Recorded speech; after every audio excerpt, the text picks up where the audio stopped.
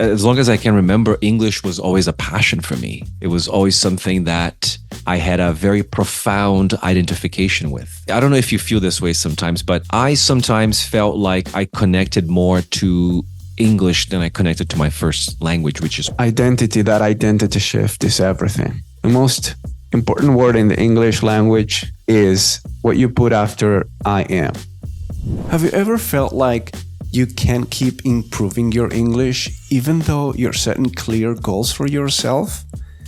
I have heard this story so many times. I want this outcome. For example, I want to speak English like insert English speaker that you like. And so I'll do A, B, C, and D, and yet I can't reach my goals, no matter how hard I try. Why? Are my goals not smart enough? Is that the problem? What's the missing piece? Well, in this episode of the Heroic English podcast, my guest and I discuss the critical mindset shifts that you need to go from I'm just a struggling English learner to a more empowering I am a real life English user who enjoys speaking English every day, and I am on my way to becoming my most fluent, confident, and capable self in English. What's that shift? Well, that's what, among other things, my guest and I talked about today. He is Leo Gomez from learnyourenglish.net, and he's a Canada-based Brazilian English as a second language educator, podcaster, an entrepreneur. And he told me that identity is the missing piece. That is the mindset shift. And it's so true because the most important word in the English language is the word that you put after I am. So what kind of English learner are you? Let's find out. With Leo Gomez and yours truly, let's do this. Leo Gomez, I'm so glad to have you here on the Heroic English podcast. How are you? I'm good, man. Thanks for the invitation to be here. I know we were supposed to have this conversation, I think, about a week or 2 weeks ago, but I was dealing with what I described as a minor burnout. But happy to be here, man. Glad we're making it happen, and burnout is part of your professional journey. Sometimes you're going to have to go through it. I think if you're a driven individual who wants to create something meaningful in their life, I think at some point you're gonna experience a little bit of that. Absolutely. And it's funny you're saying that because I don't believe very much in this work-life balance. You know how people talk about like, oh yeah, you need to have a very good work-life balance. Yeah. I don't think that it's actually a possibility in life for one very simple reason. It's almost impossible for you to always maintain a 50% ratio on your personal life and your professional life. What do I mean by that? There will be times in your life where work is going to be 70% and life is going to be 30%. But there will be moments of your life where you're going to be like, you know what? Now it's 70%, 80% life, personal life, 20% work. So as long as one doesn't overtake the other completely, then I think we're okay. And as you have to be able to kind of like go back and kind of maintain like a 60-40, 55-45 ratio. But to maintain that 50-50, I don't know, man. You tell me. Is it doable? Is it achievable? I like what you say about this fictional balance between work and life. Like if it was like two completely different things, the reality of it is that you have one life and it's part of it is work and life. Mm-hmm. They actually blend together. It's especially if you love what you do. If you love what you do, you don't distinguish work and life. For example, I don't know, I think, do you see podcasting as work? I don't. Some people would. The fact that you have to sit down, book a guest, prepare for that interview, allocate another hour or two of your day for this, and then do all the editing. This is work. But it's the kind of work that gives you more purpose in life, perhaps. And for this reason, you don't feel like work. But if you were to look at your life, your work-life balance, you might be thinking, some people might even go as far as to say that, oh, Max doesn't have a good work-life balance because, he's working on this, he's working on that. For a lot of people, what seems work from an outside perspective might actually be just what you consider a hobby or life. You know what I'm saying? The trap of work-life balance, I think it's more like whole life balance. How balanced are you like across the different aspects of your life, which is work, relationships, and all the other things that you care about, right?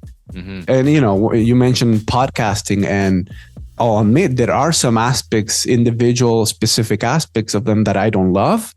But that's okay. That comes with, it's part of the sacrifice. It's not that you need to love everything. And if there's something that you don't, then you shouldn't do it. Right. I also don't think that anyone loves everything about their jobs. Like, I've been in education for almost 25 years now, and I don't love every aspect of what I do.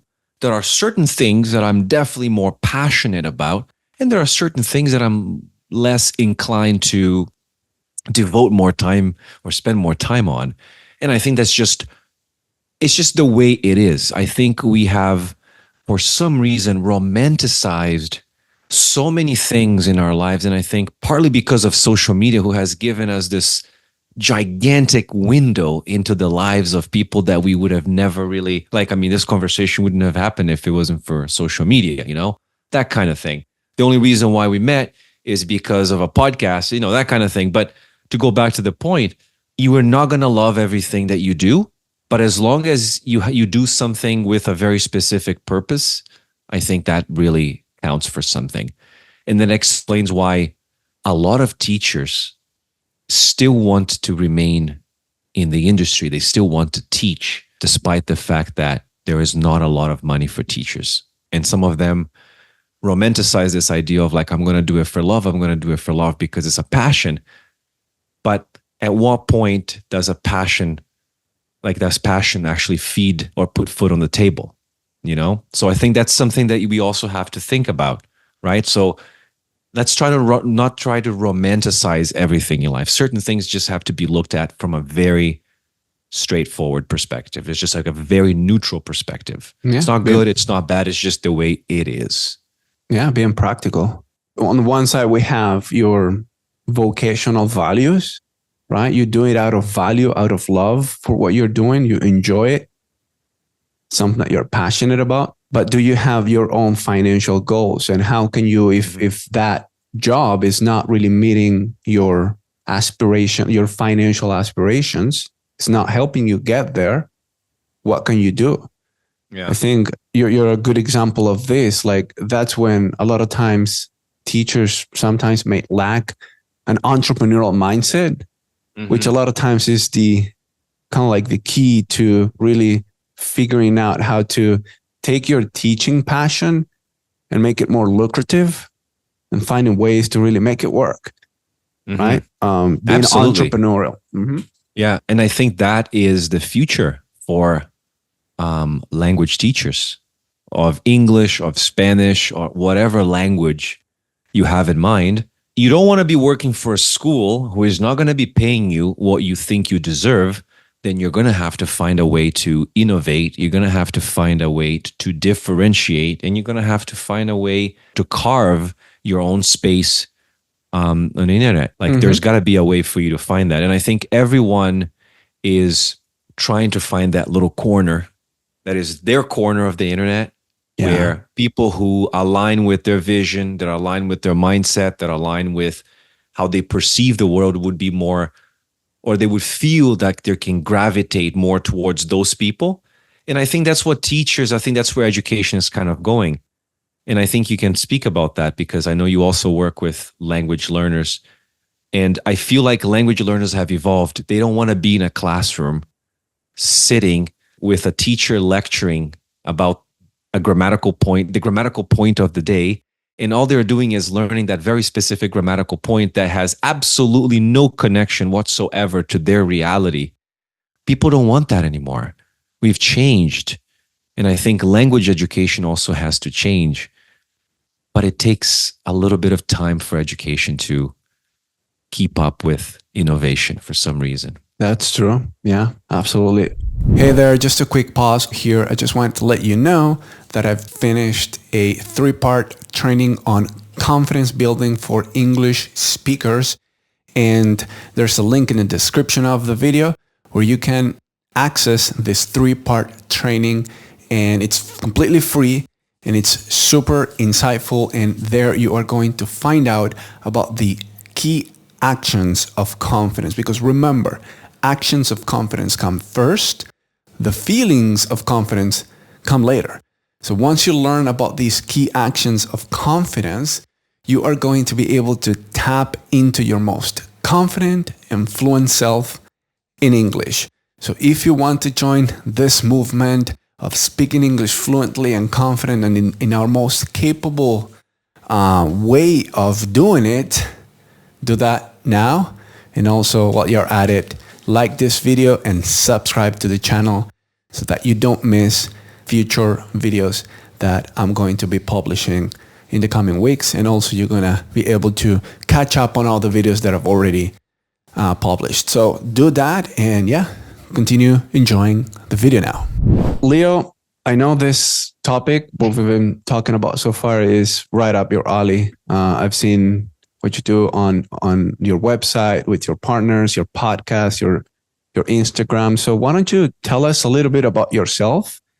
Okay. And also, I want to know, what's your focus in the ESL field these days? Good question. Let's unpack one at a time. The first one, okay, a little bit about me. I'm going to try to summarize all of it. As I said, I've been in education, specifically language education, for almost, I'd say 25 years now. Next year is going to be 25 years, which to me it feels like a lifetime. I've been primarily involved in language education, specifically English as an additional language, English as a second language, English as a foreign language, English as a lingua franca, you name it. I have worked in many different capacities. I have taught in private schools. I have taught universities. I have taught colleges. I currently still teach, but that's just one of the many hats that I wear on a daily basis, because one of the things I've learned about myself is that I don't want to just teach. I wanted to do other things. I wanted to coach. I wanted to mentor. I wanted to pursue a business. I wanted to, be an entrepreneur. I wanted to do different things. And I realized that I could do all of that if I just didn't have a full-time job. So when you ask me like what I do and a little bit about me, I'm doing a little bit of everything. I currently teach. I teach at colleges here in Canada, specifically in Toronto. I also run a business, Learn Your English. And what we do is we basically help teachers understand what problem they solve for their learners. And we help them move away from teaching one-to-one to like building a teaching business that allows them to make or to have some sort of financial stability. Apart from that, I also have my own consulting business. And I'm also launching a new business called Teaching Agility, which is going to be basically catered towards teachers and institutions that want to look for innovation in education by helping teachers develop not only their expertise in the subject, but also agility with their teaching. And I also work for a PhD program as an enrollment advisor. So I kind of have my finger in many different pies. But lately, what I've been really focusing on at the moment has been also podcasting. I forgot to mention that because that's kind of how we connected.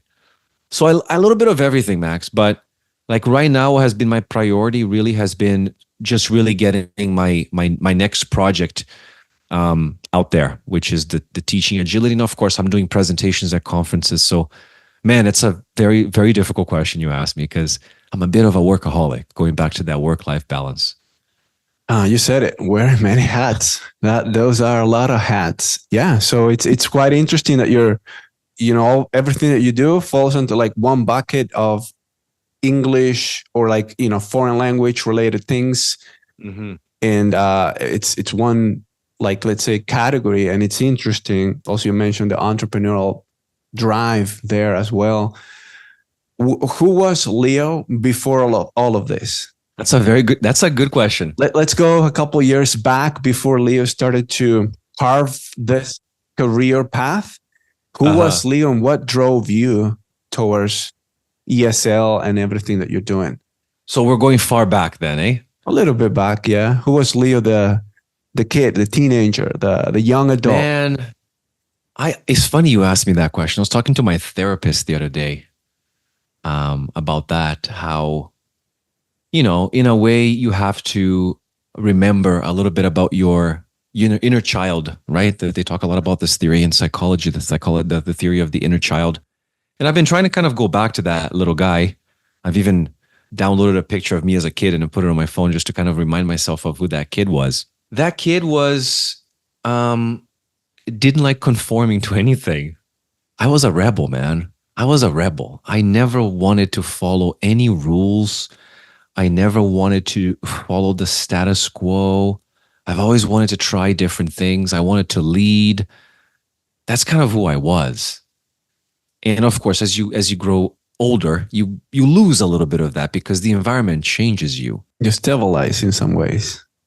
It's absolutely, absolutely. Mm-hmm. And I think that's kind of what I've learned about myself. But I've always had a knack for languages.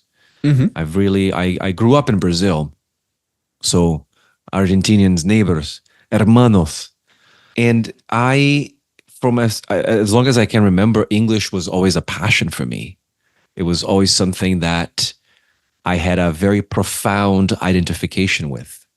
I don't know if you feel this way sometimes, but I sometimes felt like I connected more to English than I connected to my first language, which is Portuguese. And culturally speaking, I also didn't really abide by the norms of Brazilian culture. I never listened to Brazilian. I didn't listen to as much Brazilian music.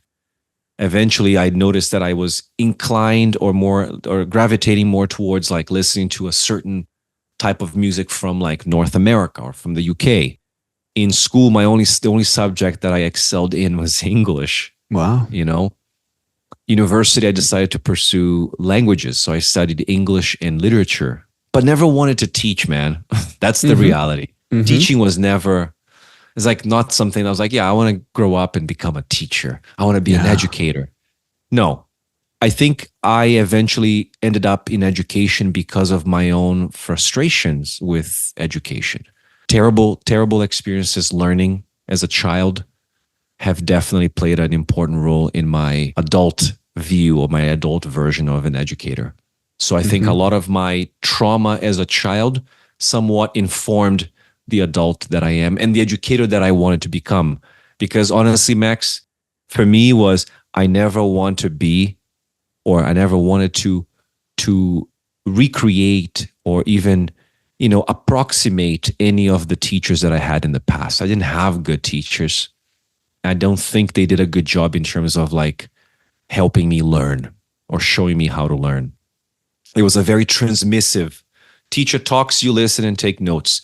It's the opposite of what I believe education is supposed to be. Education to me is very much like a podcast conversation where you're learning about each other, you're learning about the world, you're learning about things through dialogue.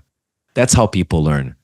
Knowledge is co-constructed. Knowledge is not transmitted. That's how I think education should work. And I think there are places where that works, but that is kind of like what somewhat reflects my view of education. It's success depends less. I was actually reading this quote from a really good book that I just bought. And that's it. Success depends much less on techniques, books, resources, and more on what goes inside and between the people in the classroom. So the relationships, that's what matters more. Fascinating.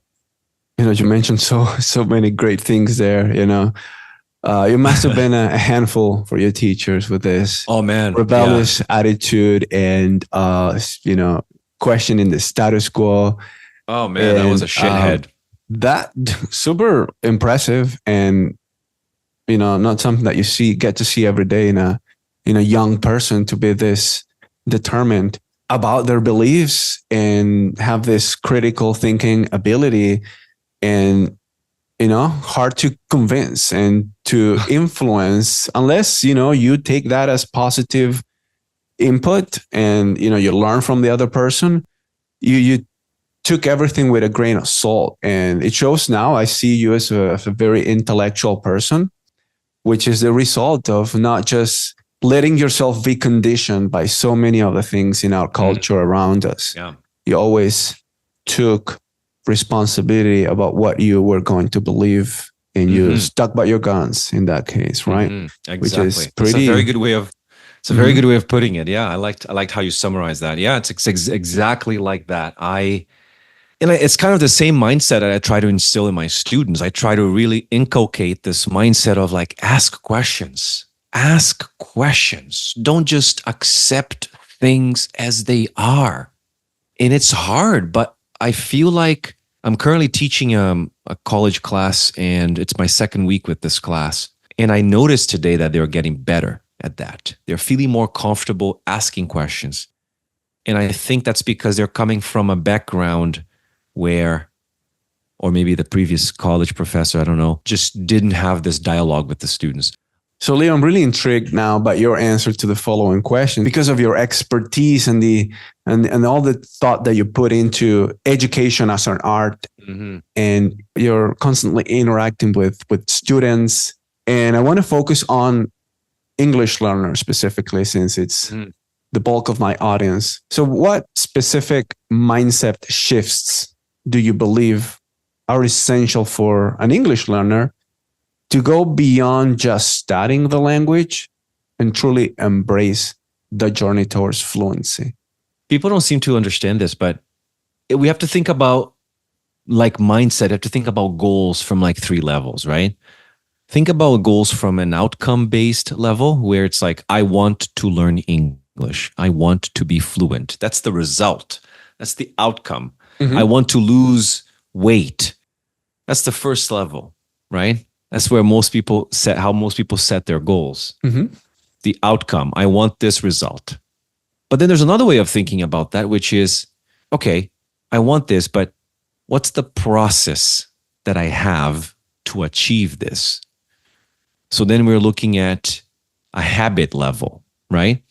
Like, for example, if you want to lose weight, what kind of process do you have for doing that? Oh, I'm going to walk 10,000 steps every day. That's the system that you have.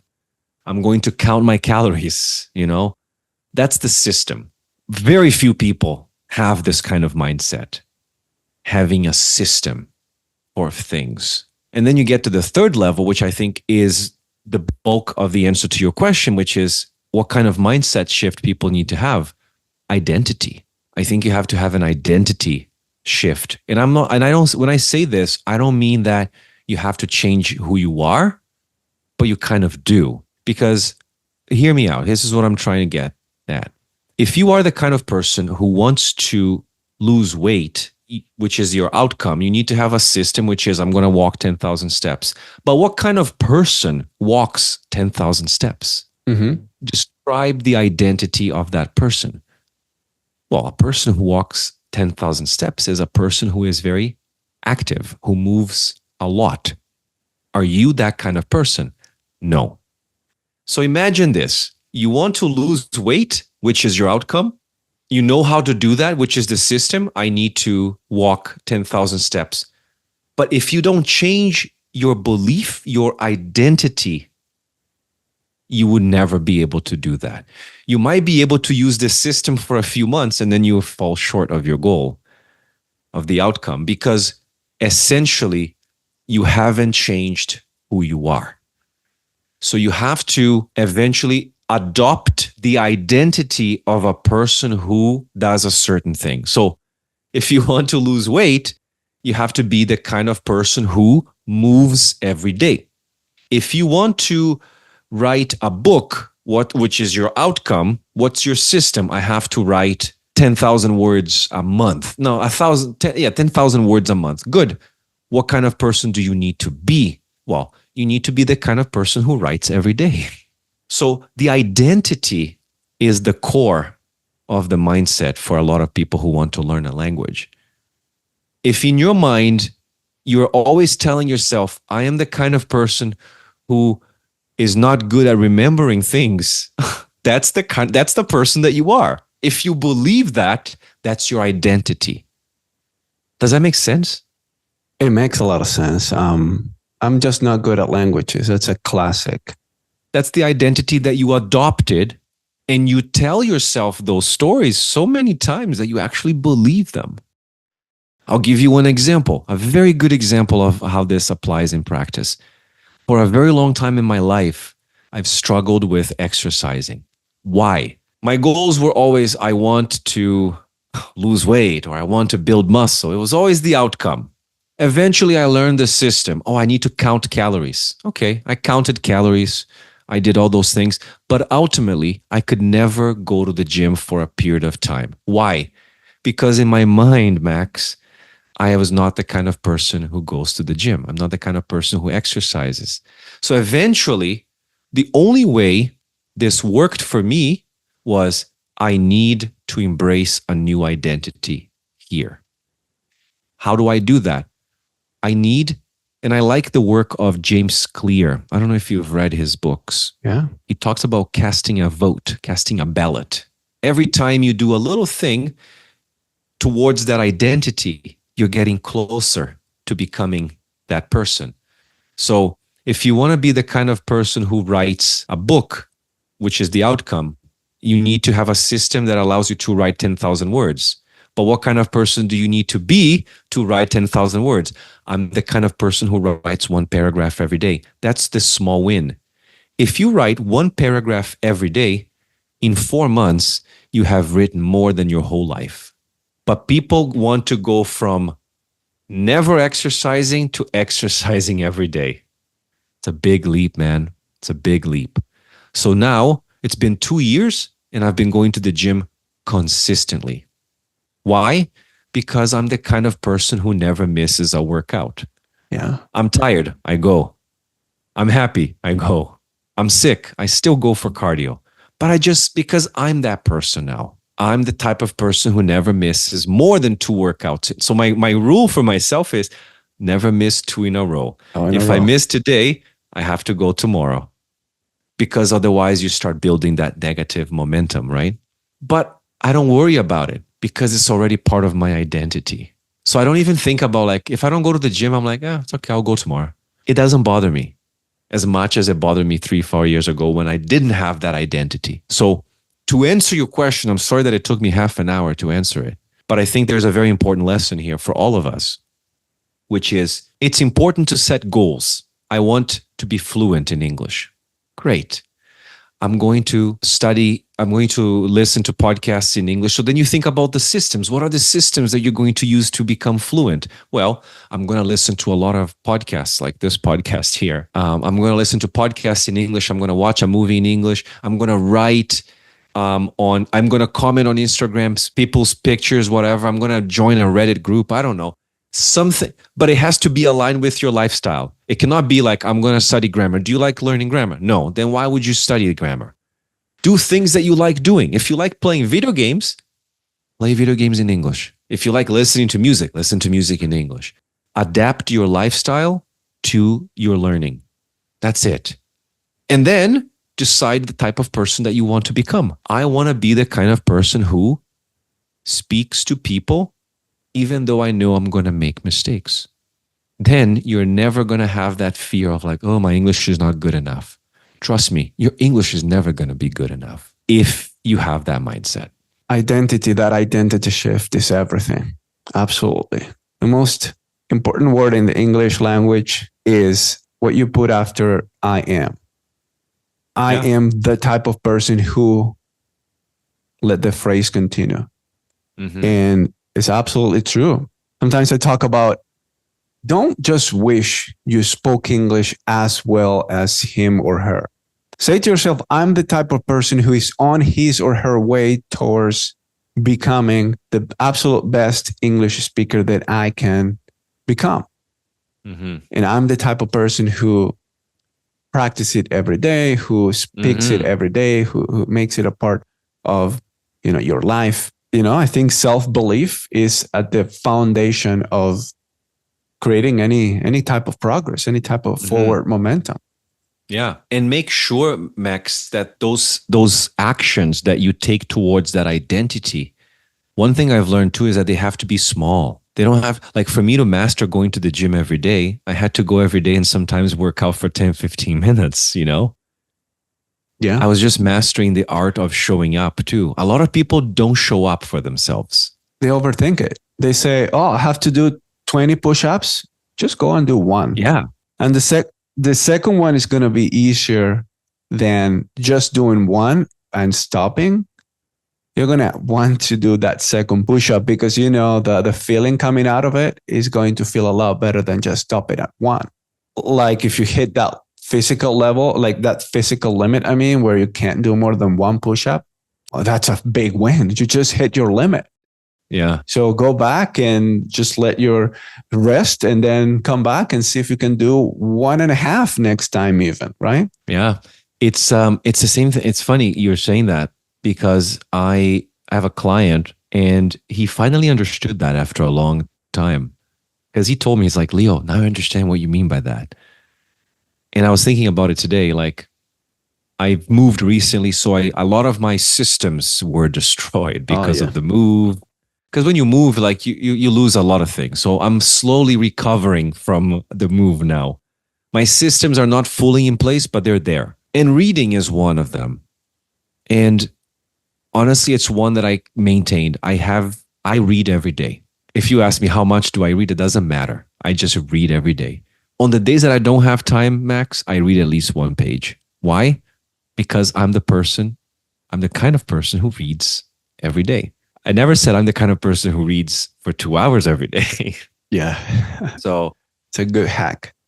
It's a good hack to also kind of like help yourself with that. So for me, it's like, have I read today? Yeah, I read first thing in the morning. I don't have to worry about reading anymore. But reading is something I do on a daily basis. So if a person wants to learn a language, they have to think about those little things. I will listen to a podcast every day for 5 minutes. Who doesn't have 5 minutes? Go for a walk around the block, listen to a podcast. I will watch a show for 10 minutes. I think you just have to make sure that you show up every day. That's it. The mindset trick is identity, casting that vote, that ballot for yourself, and eventually embracing this new identity. But this new identity comes with every day, one small action towards that full-on transformation, I would say. I want to pull that thread a little bit more, the whole identity talk, which is, I think, yeah, you're onto something with that, of course, not just you, but also James Clear. And so we talked about identity change in the context of habits and vision and who we want to become and closing that gap between who we are now and who we want to become. Can you speak a little bit on the importance of having a support system, a community that you can, that you belong to, that help you reinforce that identity? How important is that? I think it's really important. I think community provides the one thing that we all need: accountability. Right. I think community is great for accountability.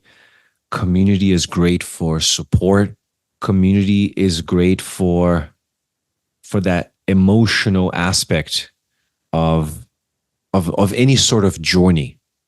And because learning, any sort of learning is a journey. You start from, not knowing anything to eventually becoming, a master, depending on how far you want to go on that journey. But I know a lot of people do it alone. I don't know if I like that idea because of those things, right?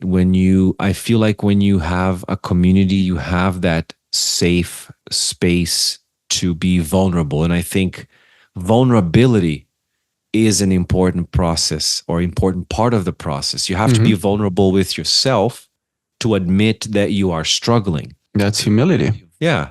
Yeah. You got to show some sort of humility towards yourself. And I think when you see other people being vulnerable, I think this is another good thing about community, is that community helps you see that there are other people who are pursuing a similar journey, who are going through similar challenges, and some of them are a little bit further in the journey. Some of them are a little bit behind in the journey. And it's funny because you get to see people who are ahead of you.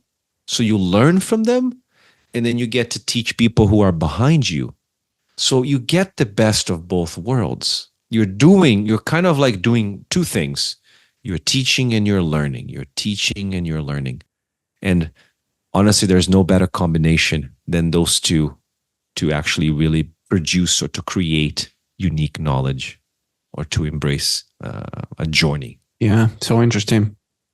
There are a couple phrases that I always throw out whenever we talk about this because they're so true. And one of them is, if you want to go fast, go alone. If you want to go far, go together. Mm-hmm. It's just so true. I think we touched a little bit on this 2 weeks ago when we first connected. Like the one common denominator of all the things that I've done to learn English myself as a young adult when I was 20, up until now, there's always been an element of community. In the beginning, even enrolling in a course to become a translator, a teacher, that part of the community aspect of it, just having classmates, is what really fueled my motivation. Mm-hmm. Having people to look up to, and as you said, people that are a bit behind in their journey than where you're at at the moment, people that are a bit ahead of you. You learn, you get encouraged, you get challenged sometimes.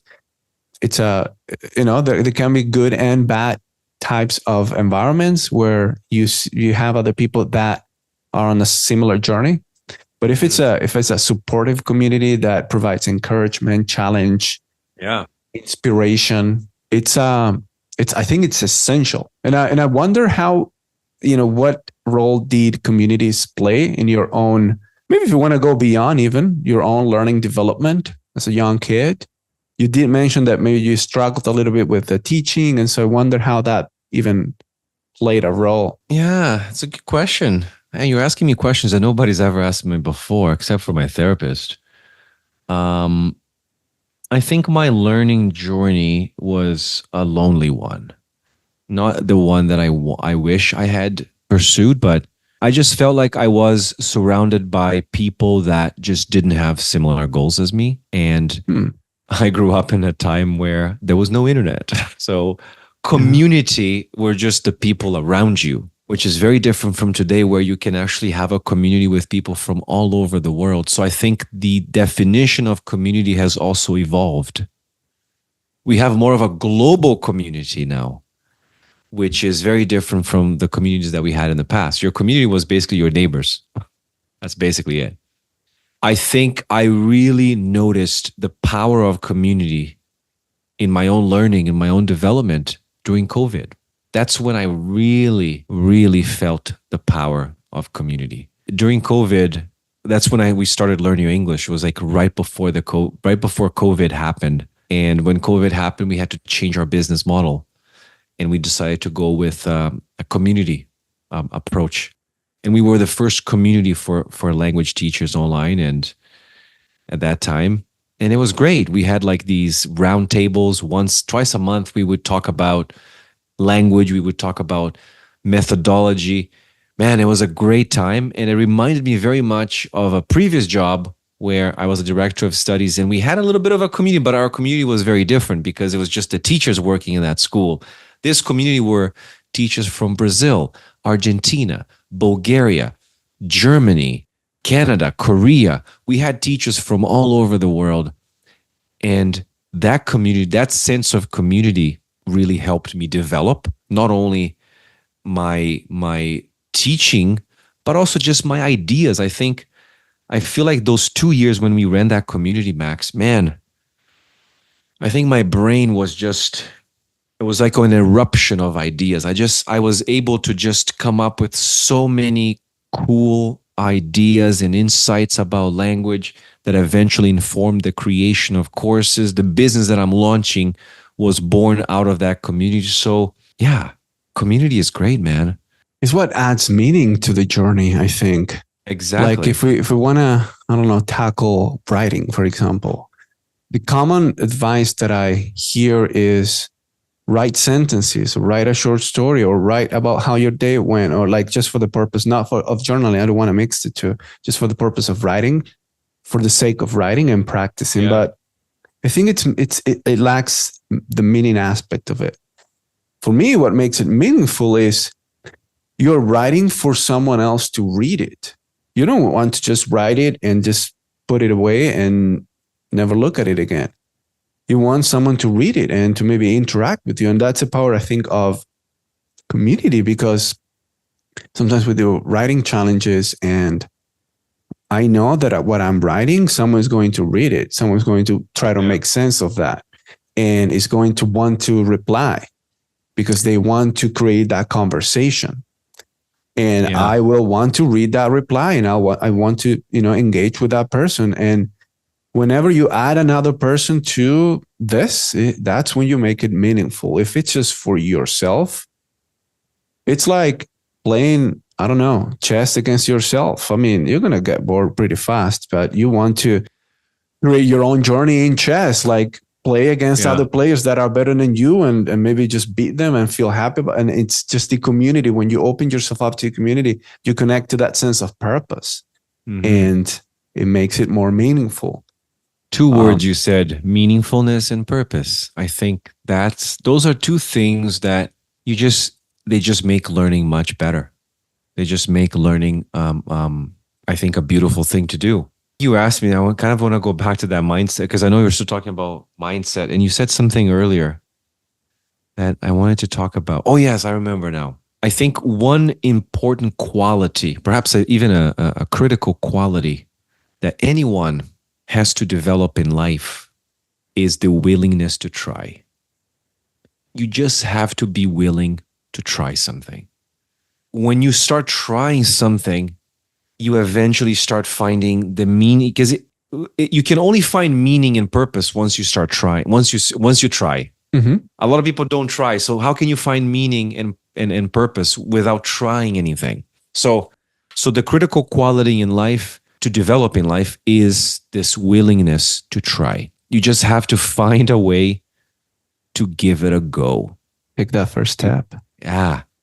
Honestly, Max, the human mind is beautiful. No artificial intelligence, ChatGPT, none of those things could ever replace what we have here. The human mind is fabulous at learning. No matter what you do, if you practice, you will get better, whatever you do. But even before you develop that skill, even before you succeed and reach that outcome, you need one thing. You need to have that courage to try. That's the first step. And then people always ask me, but Leo, don't you feel scared? Aren't you afraid? Well, trust me, fear never goes away. It's either you do it with fear or you can do it with fear. Just do it afraid. Do it afraid. Yeah, a lot of times in my life, I made decisions. I'm like, ooh, I'm scared of doing this, but I'm going to do. You just jump. And then you hope for the best, of course. And I think people, as you said, people overthink it too much. They spend too much time here in their own heads instead of just do it. Just try. Develop that quality. I'm willing to try. A lot of people are like, oh, I don't want to do it. Oh, I don't want to try. Oh, I don't. You miss out on so many learning opportunities when you do that. Leo, when you were considering, I'm not the type of person who works out. But then one day you actually showed up at the gym. You did it. You took that step forward.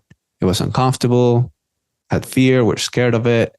We're like, insecure. Look at all these muscle heads. And then I'm just here like that meme, when someone walks into a gym and he sits around and there are all kinds of crazy people doing all sorts of insane, weird things.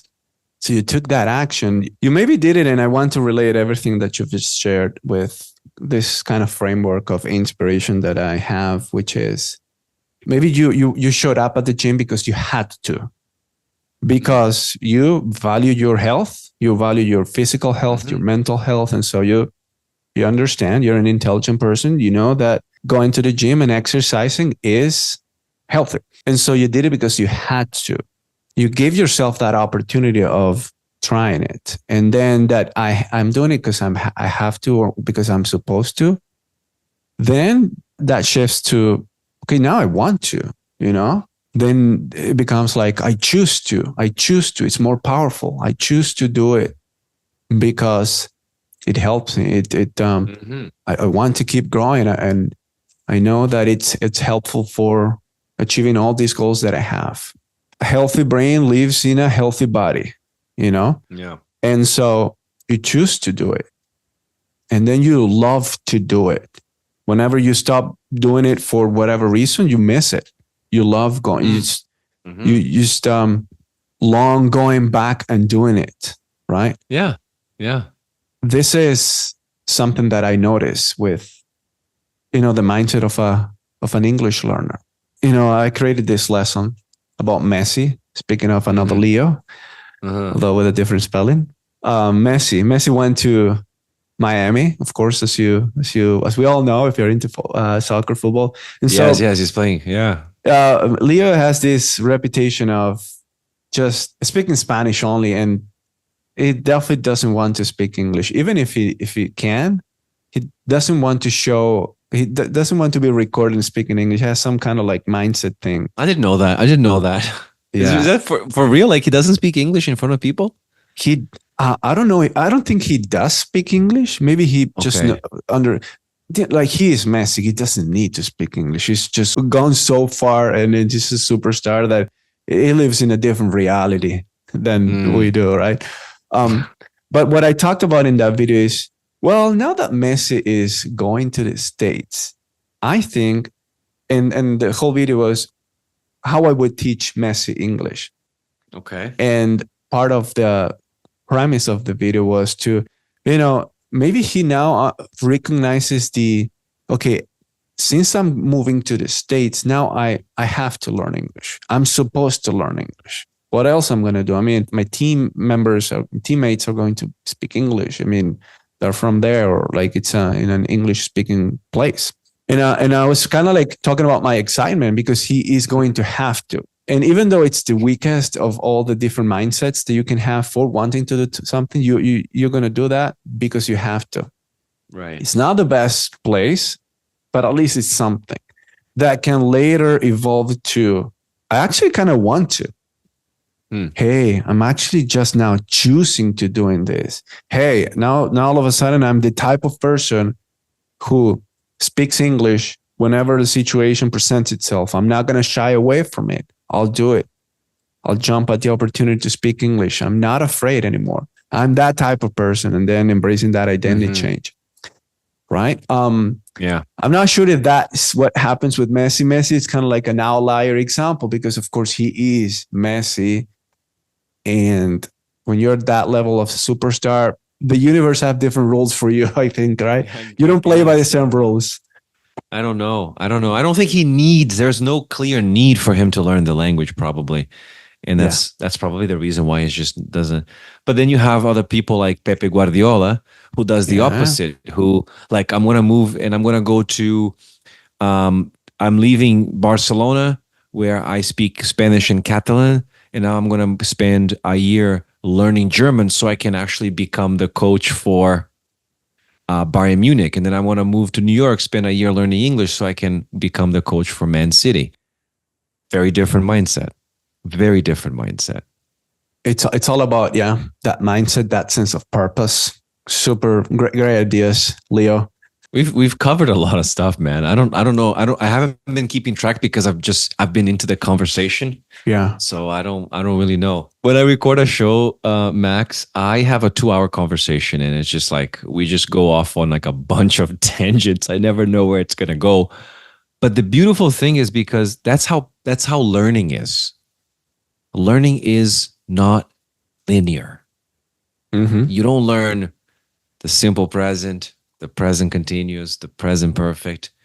I think a lot of students, a lot of learners, I love that you call them learners, not students sometimes, but I remember talking to a guy named Bill Van Patten, and he said, we should stop calling them students and call them learners. That's a very simple mindset shift for a lot of people. Yeah, the distinction between studying depends on how you study the language, I think, too. Right. I'd be open to learning another language, and I don't fear the word study. Like, I'm a student of this.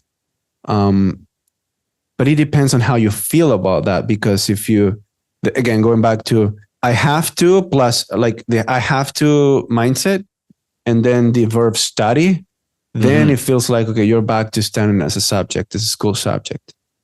But if you, I chose to, if you're in the I chose to mindset, I love to mindset, and then you study something, then that's super powerful. I get the desire to kind of like do away with study because it's just so strongly associated with school and the sense of obligation. But I like learner. I also like the word explorer. You explore. Yeah. It adds that sense of adventure. You explore the language. You let your curiosity reign free. You go down different rabbit holes. That's really powerful too, to be an explorer. Yeah. Right. I mean, you can come up with as many analogies as you can, or different ways of calling yourself. Like you can say, I'm a scientist, which means you're just testing out a bunch of different things when you're learning a language. You can say, I am an explorer. You can say that you're a scientist. You could even say, I'm, I don't know, what would be another good analogy to describe a learner? You know what I heard too? An user rather than a learner. I'm a user of the language. That's good. That's a good one. Yeah, yeah. But again, it's interesting because it kind of describes the relationship that you want to have, the role that you're doing, right? Exactly, and also the identity that you want to embody. I want to be a scientist with this, so you take a scientific approach. You want to be an explorer, so you explore. Yeah. Or you can say, you know what? I'm going to be a doctor. I'm going to dissect this language. Yeah. So like there's different approaches, you can look at language like like a surgeon, like I'm a surgeon. I'm just going to put together things like, I mean, there are different metaphors for learning, but I wanted to ask you a question. If you were to learn a language, what would be the first step that you would take? What would be the first thing you would do to learn a language? What would be part of your first system, the first step for you? I'll take the mentality of something that we discussed today, which is start with something small. Just start and call that a win.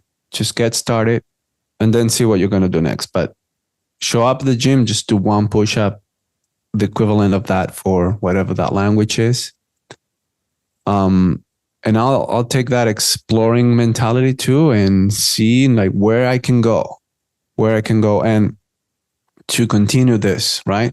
To take it one step further. I'll also seek out communities and people, because at the end of the day, the reason why I would want to learn another language is so that I can meet people that speak that language. And so I'll be interested in finding those people. Right, maybe doing a language exchange with someone who wants to learn English or Spanish, and then they talk to me in Japanese, for example, which would be the language. All right.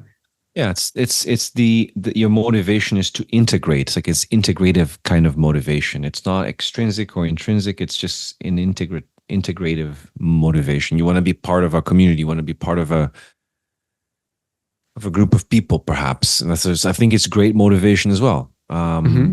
Yeah, I wouldn't see any other compelling reason for me to want to learn another language if it was not for that human element. Yeah. It's often like, I want to make more money, so I want to learn German, Like, I'm not going to make more money. Just so that I can translate, from German to Spanish. Yeah. Wouldn't be strong enough. Yeah. And you know what? I know we're wrapping up, so I think I want to leave with a little quote that I read recently that really, I think, connects very well to what we're just talking about now. Because you were talking about, like, I know a lot of the people that listen to this podcast are probably language learners as well, but there is value in mastering something. And that value is not monetary. That value is and the quote was by a guy named Derek Sivers. I don't know if you know who he is. But anyway, he talks a lot about mastery in one of his books. And he said, I'm going to paraphrase it here. I don't know if I'm going to do a good job, but he said, mastery is the best goal because the rich cannot buy it, the impatient cannot rush it, the Oh, privileged cannot inherit it, yeah. and nobody can steal it. Wow. You, only you can earn it through hard work. And I think that's just a good way of thinking, this is mine. This is yours. Mastery is yours. Only you can get it through hard work. It's the ultimate status. I hope this makes sense. Beautiful. Beautiful, Leo. Leo, where can people learn more about you? Where can they follow you if they want to? Everywhere, man. I'm everywhere. If you want to follow Learn Your English, we are on Instagram at Learn Your English Network. I also have my new venture called Teaching Agility. That's also on Instagram at Teaching Agility. I'm on LinkedIn. You can just look for me on LinkedIn. I'm there too. YouTube, I'm with Learn Your English. I don't really have my own YouTube channel. It's not something that I do, but yeah, Learn Your English, Teaching Agility, LinkedIn, and YouTube with Learn Your English as well. I'll put all those links in the description of the podcast, both on the YouTube video and Spotify and Apple and all the other podcast places.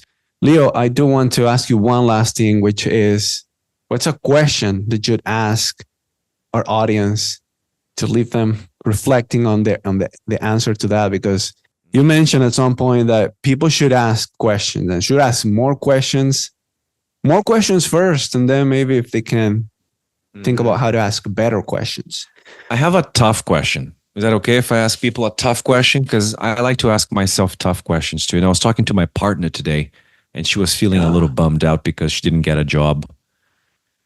And we were just talking about, like, you know, how we have to be pushing ourselves. And I just told her, like, the question is this: how long will you put off what you are capable of doing just to continue what you are comfortable doing? I'm going to ask the question again because it's a double question. How long will you put off what you are capable of doing just to continue what you are comfortable doing? If not now, when? I'll reflect on that myself too. I think we all can. And yeah. Hey, Leo, I appreciate you. I've enjoyed chatting with you today. It's been a blast. Appreciate that so much. I appreciate it too. Thanks for the invitation, and I'll see you around. Hey there. Thank you for watching or listening. I hope that you enjoyed that podcast episode. Now, before I go, I want to let you know that I created a free 3-part training on confidence building for English fluency. The English heroes in my community who have gone through this training told me that they found it really transformative, and it helped them move beyond this limiting, I'm just an English learner, and oh, by the way, sorry for my bad English mentality. And now they instead embrace a more growth-oriented mindset that reminds them that I am a real-life English user who enjoys speaking the language every day, and I am on my way to becoming my most fluent, confident, and capable self in English. Download that with the link in the description down below, and you are going to discover the key actions of confidence. Because remember, the actions of confidence come first, the feelings of confidence come later. So go ahead and get the free 3-part training on confidence building for English fluency now and join the movement. With that said, English hero, keep learning, keep growing, keep living your English, and until next time.